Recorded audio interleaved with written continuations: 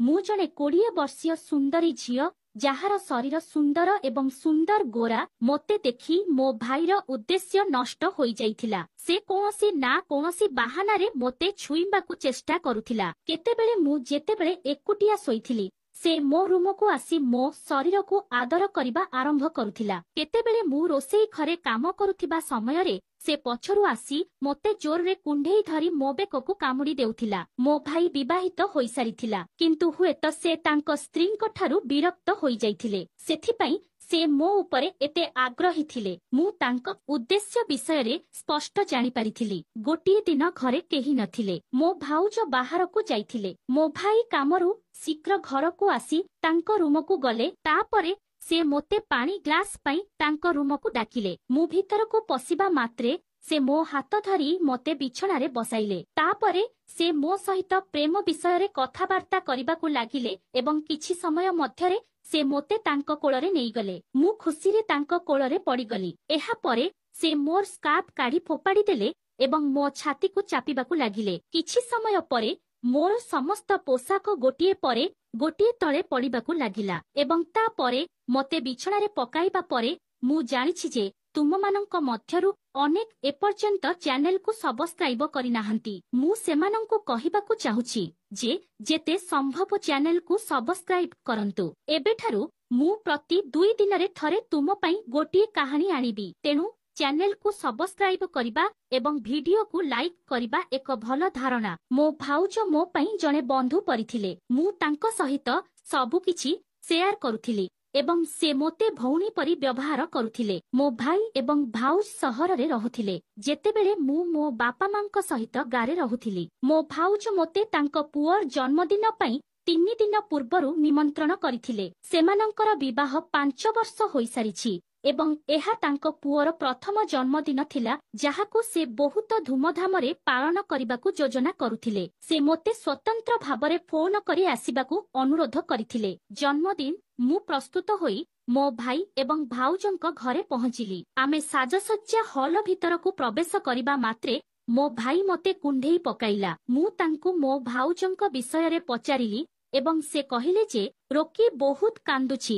ତେଣୁ କାଜଲ ତାଙ୍କୁ ଖାଇବାକୁ ଦେବାକୁ ଭିତରକୁ ଯାଇଥିଲେ। ଜନ୍ମଦିନ ପାର୍ଟି ପ୍ରାୟ ଗୋଟିଏ ଘଣ୍ଟା ପରେ ଆରମ୍ଭ ହେବାକୁ ଥିଲା। ମୁଁ ବହୁତ ଦିନ ପରେ ମୋ ଭାଇକୁ ଦେଖିଥିଲି। କିଛି ସମୟ ପରେ ପାର୍ଟି ଆରମ୍ଭ ହୋଇ ବିଳମ୍ବିତ ରାତି ପର୍ଯ୍ୟନ୍ତ ଶେଷ ହେଲା। ପାର୍ଟି ସରିବା ପରେ ଯେତେବେଳେ ମୁଁ ଅନ୍ୟ ଅତିଥିମାନଙ୍କ ପରି ଘରକୁ ଯିବାକୁ ପ୍ରସ୍ତୁତ ହେଲି, ମୋ ଭାଉଜ ମୋତେ ଅଟକାଇଲେ। ସେ କହିଲେ, ସୁମିତ୍ରା, ସକାଳ ସୁଦ୍ଧା ସମସ୍ତ ଅତିଥି ଚାଲିଯିବେ ଏବଂ ତାପରେ ଆମେ ବୁଲିବାକୁ ଯିବୁ। ସେ ମୋତେ ରହିବାକୁ କହିଲେ। ମୁଁ ମଧ୍ୟ ଘରେ ବହୁତ ବିରକ୍ତ ହୋଇଥିଲି, ତେଣୁ ମୁଁ ରହିବାକୁ ନିଷ୍ପତ୍ତି ନେଲି। ମୋ ବାପା ମା ମଧ୍ୟ ମୋତେ ରହିବାକୁ ଅନୁମତି ଦେଲେ। ପରଦିନ ସମସ୍ତ ଅତିଥି ଚାଲିଗଲେ ଏବଂ ମୋ ଭାଉଜ ଏବଂ ମୁଁ ଏକାଠି ସମୟ ବିତାଇବାକୁ ଉପଭୋଗ କଲୁ। ମୋତେ ଘରେ ଏକ ପୃଥକ କୋଠରୀ ଦିଆଯାଇଥିଲା ଏବଂ ମୁଁ ଆସିବାକୁ 5 ଦିନ ହୋଇଗଲା। ମୁଁ ଆସିବା ପରଠାରୁ ଦେଖିଲି ଯେ ରୋକି ମୋ ଭାଉଜଙ୍କୁ ବହୁତ ହଇରାଣ କରୁଥିଲା। ମୋ ଭାଇ ଏବଂ ଭାଉଜ ପରସ୍ପର ସହିତ ସମୟ ବିତାଇବାକୁ ସୁଯୋଗ ପାଉନଥିଲେ। ତେଣୁ ଗୋଟିଏ ଦିନ ମୁଁ ମୋ ଭାଉଜଙ୍କୁ କହିଲି ଯେ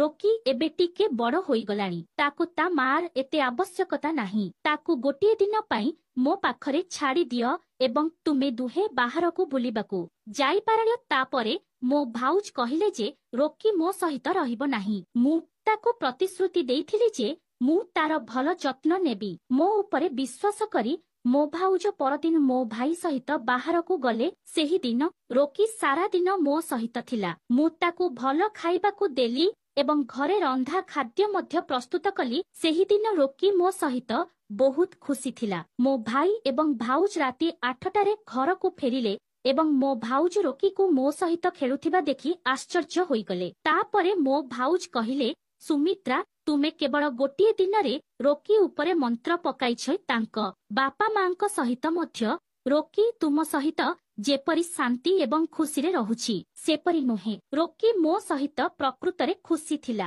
ଶୋଇବା ସମୟରେ ମଧ୍ୟ ରୋକି ମୋ ପାଖରେ ଶୋଇବାକୁ ଜିଦ ଧରିଥିଲା। ତାଙ୍କ ଜିଦ ଯୋଗୁଁ ମୁଁ ଭାଉଜଙ୍କ କୋଠରୀରେ ଶୋଇଥିଲି ଏବଂ ଭାଉଜ ମୋ କୋଠରୀରେ ଶୋଇଥିଲେ। ରାତି ଅଧରେ ମୁଁ ହଠାତ୍ ମୋ ଶରୀରରେ ଏକ ହାତ ଅନୁଭବ କଲି। ପ୍ରଥମେ ମୁଁ ଭାବିଥିଲି ଏହା ରୋକିର, କିନ୍ତୁ ଧୀରେ ଧୀରେ ମୁଁ ଜାଣିଲି ଯେ ଏହା କୌଣସି ପିଲାର ହାତ ନୁହେଁ, ବରଂ ଜଣେ ବୟସ୍କଙ୍କ ହାତ।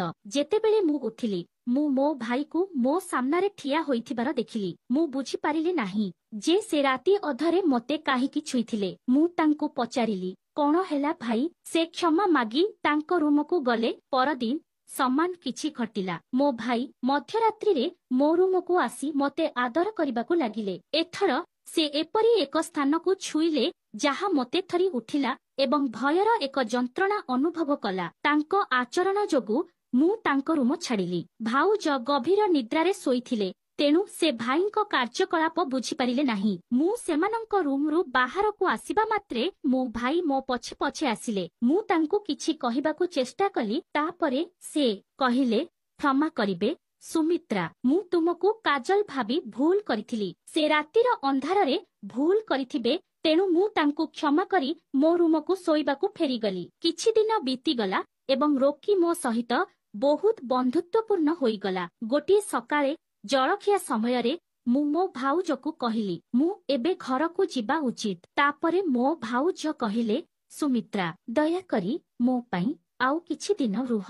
ମୋତେ ଗୋଟିଏ ମାସର ରୋଷେଇ ପାଠ୍ୟକ୍ରମରେ ଯୋଗ ଦେବାକୁ ପଡ଼ିବ ଏବଂ ଏବେ ରୋକି ତୁମ ସହିତ ଭଲ ଭାବରେ ମିଶିଗଲା। ସେଥିପାଇଁ ମୁଁ ତୁମକୁ କହୁଛି, ତୁମେ ତାଙ୍କର ଯତ୍ନ ନେଇପାରିବ।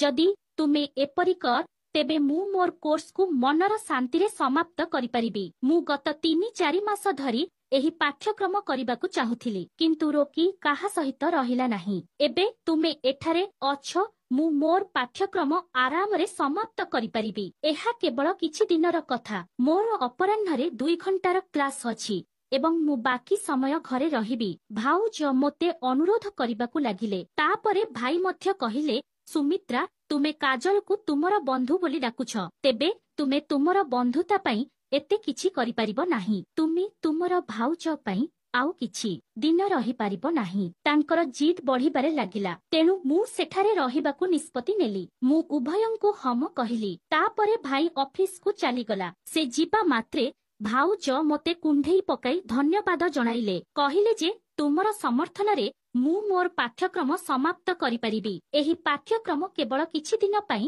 ମୁଁ ରୋଷେଇ ଶିଖିଗଲେ ମୁଁ ଧୀରେ ଧୀରେ ମୋର ନିଜର ବ୍ୟବସାୟ ଗଢ଼ିବି।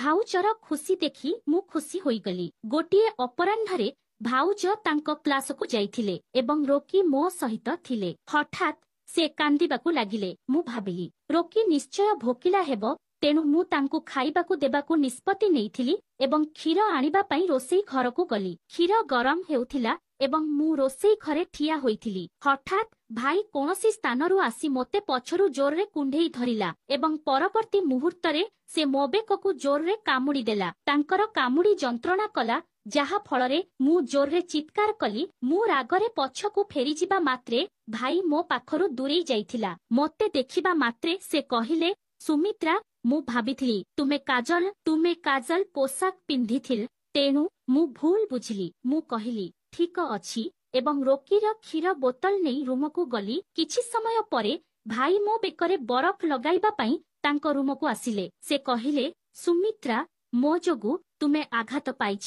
ମୁଁ ଭଲ ଅନୁଭବ କରୁନାହିଁ। ମୋର ଭୁଲ ପାଇଁ ମୋତେ ଦଣ୍ଡ ମିଳିବା ଉଚିତ। ଏହା କହି ସେ ମୋ ବେକରେ ବରଫ ଖସିବା ଆରମ୍ଭ କଲେ। ମୁଁ ତାଙ୍କ ଦୃଷ୍ଟିରୁ କିଛି ଭଲ ଅନୁଭବ କରିପାରିଲି ନାହିଁ। ମୁଁ କହିଲି, ତୁମର ସାହାଯ୍ୟ ପାଇଁ ଧନ୍ୟବାଦ ଭାଇ, ମୁଁ ଏବେ ଭଲ ଅନୁଭବ କରୁଛି। ରହିବାକୁ ଦିଅ। ତାପରେ ମୁଁ ପୁଣି ପଚାରିଲି, ଭାଇ, ତୁମେ କିଛି ଘଣ୍ଟା ପୂର୍ବରୁ ଅଫିସ ଛାଡ଼ିଥିଲ, ତୁମେ ଏତେ ଶୀଘ୍ର ଘରକୁ କିପରି ଆସିଲ? ସେ ଉତ୍ତର ଦେଲେ, ଆଜି ଅଫିସରେ ବହୁତ କାମ ନଥିଲା, ତେଣୁ ମୁଁ ଶୀଘ୍ର ଘରକୁ ଆସିଲି। ତାଙ୍କ ସହିତ ସହମତ ହୋଇ ମୁଁ ତାଙ୍କ ରୁମରୁ ବାହାରି ଆସି ରୋକିକୁ ଖୁଆଇ ଦେଲି ଏବଂ ତାକୁ ଶୋଇବାକୁ ଦେଲି। କିଛି ସମୟ ପରେ ଭାଉଜ ମଧ୍ୟ ଘରକୁ ଆସିଲେ ଏବଂ ଆମେ ସମସ୍ତେ ଏକାଠି ଚା ପିଉଥିଲୁ। ଭାଇ ରାତ୍ରି ଭୋଜନ ପାଇଁ ବାହାରକୁ ଯିବାକୁ ପରାମର୍ଶ ଦେଲେ। ଭାଉଜ ମନା କରି କହିଲେ, ମୋର ସନ୍ଧ୍ୟା 6ଟାରୁ ଆରମ୍ଭ ହେଉଥିବା ଏକ ଅନଲାଇନ ରୋଷେଇ କ୍ଲାସ ଅଛି। ରୋହିତ, ମୁଁ ପୂର୍ବରୁ ତୁମକୁ କହିସାରିଛି।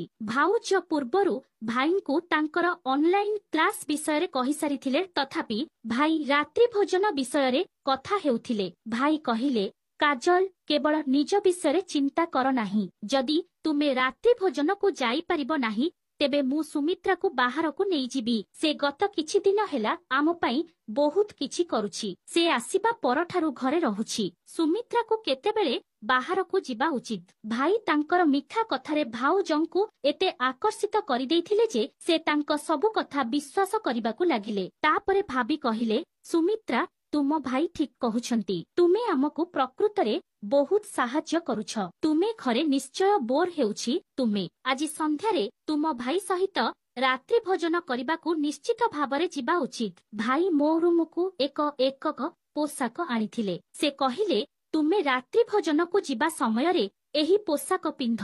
काजल तुम पाई एही पोशाक पठाइछि। भाईଙ୍କ कथा मते विश्वास योग्य लागिला। मते लागिला जेपरी से भाउजंक नामरे मो पसंदर एक पोशाक किनिछंती। तापरे रात्रि भोजनर समय होईगला। तेणु मु ड्रेस नहीं प्रस्तुत हेली। जेतेबेले मु बाहर को आसिली, भाउज कहिले, बा तुमे तुम भाई सहित रात्रि भोजन करिबाकू एते आग्रही मने हेउछ। भाउजंक कथारु जणा पडुथिला जे हुएत से एही ड्रेस पठाई नाहंती। मु ताको किछि पचारिबाकू जाउथिली, सेतेबेले भाई कहिले, काजल तुमर ऑनलाइन क्लासर समय होईगलाणी। आमे एबे चली जिबा उचित। आमे शीघ्र घर को फेरिबु। मु भाईଙ୍କ सहित रात्रि भोजन पई बाहरी गली। भाई मते जेउ होटेल को नेइकले मु परिवारर सदस्य कम पाइली। सेठारे अधिक जोड़ी देखा जाउथिले। परिवेश मध्य बहुत रोमांटिक थिला। किंतु मु मो प्रेमिक नुहे, मो भाई सहित रात्रि भोजन करिबाकू आसीथिली। परिवेश जहा हेउ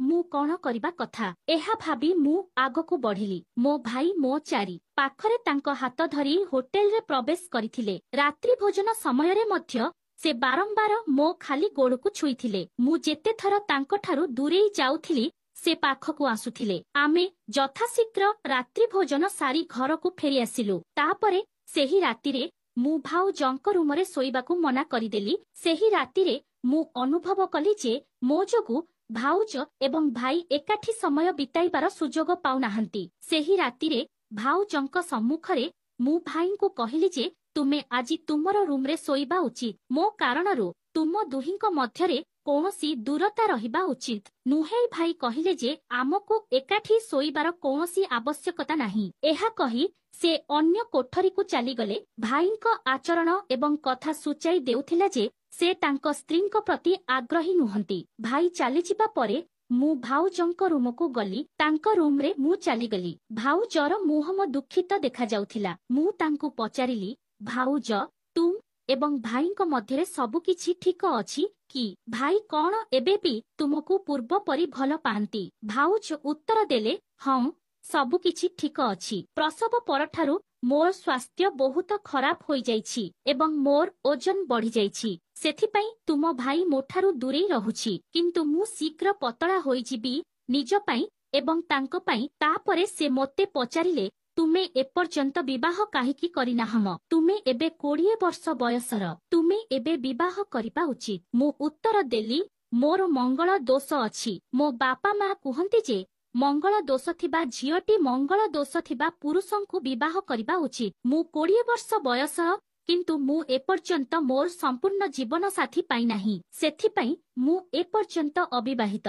भाउज तापरे कहिले, तुमर भली सुंदर एवं सुगठित झियो जे कोनसी पुरुषर खराब नजर द्वारा प्रभावित होई पारे। तुमे पुरुष मानंक पाखरे टिके सतर्क रहिबा उचित। आमे कथाबार्ता करुथिबा समयरे सोई पडिलु। परदिन भाउज तांको क्लास को चली गले। सेही समयरे रोकी मो सहित खेलुथिला एवं सोई पडिला एवं मु तांको पाखरे सोई पडिली। किछि समय परे रोकी तांको निदरे कांदिबाकू लागिले। मते तांको मा भाबी से कांदुथिबा बेले मु मो भाउजंकू डाकिली, किंतु से रोसेई क्लास रे थिले एवं उत्तर देले नाही। आजि रोकी मते तांको मा बोली भाबुथिले। तांकू शांत करिबा पई मु तांकू क्षीर बोतल देइथिली, किंतु से पीले नाही। बहुत समय बीतीगला, किंतु तांको कांद बंद हेला नाही। शेषरे मु तांकू मो कोळकू नै शांत करिबाकू चेष्टा कली। मु तांकू मो छातीरे कुंढेई पकाइली, जहा द्वारा से जणे मा परी अनुभव करि परिबे। मो भाउज घर को आसीबाकू आहुरी 2 घंटा बाकी थिला एवं मु एते समय पर्यंत रोकी को कांदुथिबार देखि संदेह करि परिली नाही। तेणु मु किछि समय पई रोकीर मार अभिनय करिबार अभिनय कली। मु तांकू मो छातीरे जाबुडी धरी ତାଙ୍କୁ ଶାନ୍ତ କରିବାକୁ ଚେଷ୍ଟା କଲି। କିଛି ସମୟ ପରେ ରୋକି ଶୋଇପଡ଼ିଲେ ଏବଂ ମୁଁ ମଧ୍ୟ ଶୋଇପଡ଼ିଲି। ତାପରେ ହଠାତ୍ ମୁଁ ଉଠି ପଡ଼ିଲି ଏବଂ ଦେଖିଲି ମୋ ଭାଇ ମୋ ସାମ୍ନାରେ ଠିଆ ହୋଇଛି। ସେ କେତେବେଳେ ରୁମକୁ ଆସିଲେ କିମ୍ବା କେତେ ସମୟ ଧରି ମୋ ଆଡ଼କୁ ଚାହିଁ ରହିଥିଲେ ତାହା ମୁଁ ଜାଣିପାରିଲି ନାହିଁ। ଭାଇର ଦୃଷ୍ଟି ମୋ ଉପରେ ଭଲ ଲାଗିଲା ନାହିଁ। ମୁଁ ରୋକିକୁ ଶାନ୍ତ କରିବା ପାଇଁ ମୋ ଛାତିରେ ଧରିଲି, କିନ୍ତୁ ପରେ ମୁଁ ମୋ ପୋଷାକ ସଜାଡ଼ିବାକୁ ଭୁଲିଗଲି ଏବଂ ଶୋଇପଡ଼ିଲି। ଭାଇ ସେହି ଅବସ୍ଥାରେ ମୋତେ ଦେଖୁଥିଲା। ତାଙ୍କ ଆଖି ଲାଲ ହୋଇଯାଉଥିଲା। ମୁଁ ଶୀଘ୍ର ମୋ ପୋଷାକ ସଜାଡ଼ିଲି। ତାପରେ ଭାଇ ମୋ ହାତ ଧରି ମୋତେ ବିଛଣା ପାଖକୁ ଟାଣି ଆଣିଲା। ମୁଁ ବହୁତ ଭୟଭୀତ ହୋଇଗଲି, କିନ୍ତୁ ମୋର ସବୁବେଳେ ଭାଇ ସହିତ ଏକ ସ୍ୱତନ୍ତ୍ର ସମ୍ପର୍କ ଥିଲା। ତାପରେ ଭାଇ ଏପରି କିଛି କଲା ଯାହା ମୋତେ ଶାନ୍ତ କଲା। କିଛି ସମୟ ପରେ ରୋକି ମଧ୍ୟ ନିଦରୁ ଉଠିଗଲା। ଆମେ ତାକୁ ଖାଇବାକୁ ଦେବା ସମୟରେ ହଲକୁ ଆଣିଲୁ। ଠିକ ସେତିକିବେଳେ ଭାଉଜ କ୍ଲାସରୁ ଫେରିଆସିଲେ। ସେ ଆମକୁ ଅଜବ ଭାବରେ ଦେଖିଲେ ଏବଂ ସଙ୍ଗେ ସଙ୍ଗେ ରୋକିକୁ ଆମ ପାଖରୁ ନେଇଗଲେ। ସେହି ରାତିରେ ରୋଷେଇ ଘରେ ରୋଷେଇ କରୁଥିବା ସମୟରେ ଭାଉଜର ଆଚରଣ ଟିକିଏ ଭିନ୍ନ ଲାଗୁଥିଲା। ସେ କହିଲେ, ଆଜିକାଲି ତୁମେ ରୋକି ସହିତ ଅଧିକ ଆକର୍ଷିତ ହୋଇଗଲଣି। ତୁମେ ତାଙ୍କ ବାପାଙ୍କୁ ତୁମ ସହିତ ରଖିବାକୁ ଚେଷ୍ଟା କରୁଛି। ତାପରେ ମୁଁ ତାଙ୍କ କାନ୍ଧରେ ହାତ ରଖି କହିଲି, ଆଦୌ ଚିନ୍ତା କର ନାହିଁ। ତୁମର ସ୍ୱାମୀ କିମ୍ବା ତୁମର ବନ୍ଧୁ ଖରାପ ନୁହନ୍ତି। ତଥାପି ଭାଉଜ ମୋ ସହିତ ଟିକେ ଅଜବ ବ୍ୟବହାର କରି ଚାଲିଲେ। ରାତ୍ରି ଭୋଜନ କରିବା ସମୟରେ ଭାଉଜ କହିଲେ, ଆଜି ମୋର କ୍ଲାସର ଶେଷ ଦିନ ଏବଂ ତାଙ୍କ କ୍ଲାସ ସରିଗଲେ ମୋତେ ଘରକୁ ଯିବାକୁ ପଡ଼ିବ।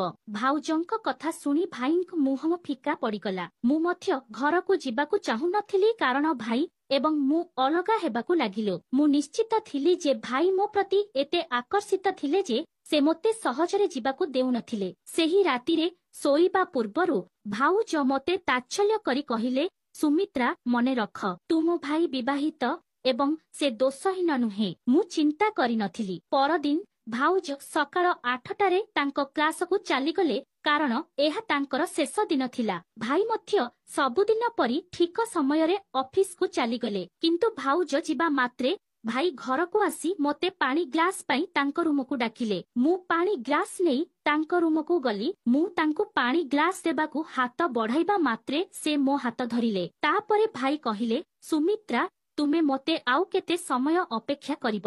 ମୁଁ ତୁମକୁ ପୂର୍ବରୁ ଅନେକ ଥର ଇଙ୍ଗିତ କରିସାରିଛି। ତୁମେ ଏତେ ଦିନ ଧରି ଏଠାରେ ରହିଛ, ତଥାପି ମୁଁ ତୁମ ସହିତ ଯେତିକି ସମୟ ବିତାଇବାକୁ ଚାହୁଁଥିଲି ସେତିକି ସମୟ ବିତାଇ ପାରିଲି ନାହିଁ। ଗତକାଲି ତୁମକୁ ସେହି ଅବସ୍ଥାରେ ଦେଖି ମୋର ଆଖି ଝଡ଼ିଗଲା। କାଜଲ ଆଜି ସାରା ଦିନ ଘରେ ନାହିଁ। ଆମ ପାଖରେ ପରସ୍ପର ସହିତ ସମୟ ବିତାଇବା ପାଇଁ ସାରା ଦିନ ଅଛି। ମୁଁ ଭାଇଙ୍କ କଥାରେ ରାଜି ହେଲି, କିନ୍ତୁ ତାଙ୍କୁ ଏକ ପ୍ରଶ୍ନ ପଚାରିଲି, ଭାଇ, ତୁମେ ବିବାହିତ ହୋଇ ମଧ୍ୟ ମୋ ପାଖକୁ କାହିଁକି ଆସୁଛ? ଯଦି ଏହା ତୁମର ସମ୍ପର୍କ ଭାଙ୍ଗିଦିଏ ତେବେ ଭାଉଜ ବିରକ୍ତ ହେବେ। ତୁମେ ତାଙ୍କୁ କ'ଣ ଉତ୍ତର ଦେବ? ଭାଇ କହିଲା, ସୁମିତ୍ରା, ତୁମେ ଅଧିକ ଚିନ୍ତା କରୁଛ। କାଜଲ କେବଳ ମୋ ସ୍ତ୍ରୀ। ମୁଁ ତାକୁ ଆଉ ଭଲ ପାଏ ନାହିଁ। ମୁଁ ତାକୁ ରୋଷେଇ କ୍ଲାସ ଦେବାକୁ ଦେଉଛି କାରଣ ମୁଁ ମୋର ଚାକିରି ହରାଇଛି। ତେଣୁ ସେ କିଛି ଟଙ୍କା ରୋଜଗାର କରିପାରିବ ଏବଂ ମୋତେ ସାହାଯ୍ୟ କରିପାରିବ।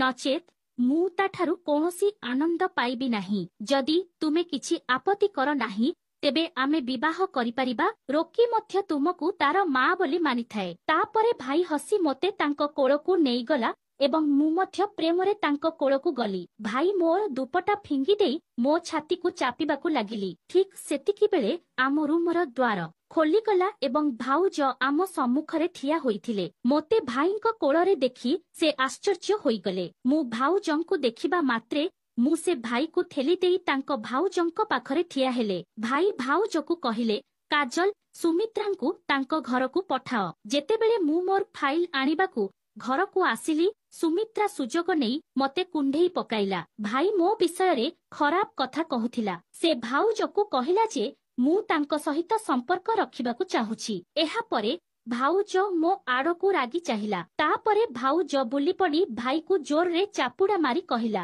ମୁଁ ସବୁ ଶୁଣିଛି। ତୁମେ ଖରାପ ଲୋକ। ସୁମିତ୍ରା ପାଣି ଗ୍ଲାସ ନେଇ ଏହି କୋଠରୀକୁ ଆସିବା ପରଠାରୁ ମୁଁ ଫୋନରେ ସବୁକିଛି ଶୁଣୁଛି। ଗତକାଲି ରାତିରେ ସୁମିତ୍ରା ମୋତେ ତୁମର ସତ୍ୟ କହିଲା। ମୁଁ ଅଜାଣତରେ ସୁମିତ୍ରା ଉପରେ ଅଭିଯୋଗ କରିଥିଲି, କିନ୍ତୁ ଏବେ ମୁଁ ଜାଣିଛି ତୁମେ କାହିଁକି ସୁମିତ୍ରାଙ୍କୁ ଏଠାରେ ରହିବାକୁ ଜିଦ୍ ଧରିଥିଲେ।